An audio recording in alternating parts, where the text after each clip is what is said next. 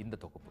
செங்கல்பட்டு மாவட்டம் கல்பாக்கத்தை அடுத்த புதுப்பட்டினத்தைச் சேர்ந்தவர் தன்னுடைய 7 வயது மகன் கெவின் மற்றும் குடும்ப உறுப்பினர்களோடு சேர்ந்து கார்ல பயணிக்கிறார்.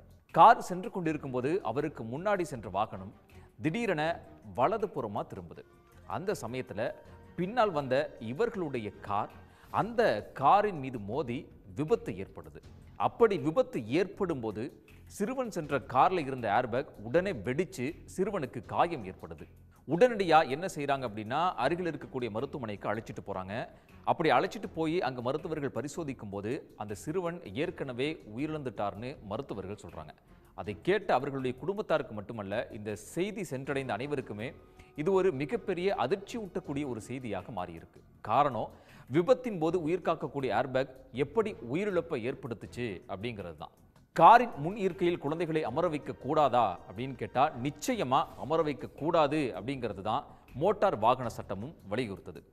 மோட்டார் வாகன சட்டத்தின்படி காரினுடைய முன் இருக்கையில் குழந்தைகள் அமரக்கூடாது.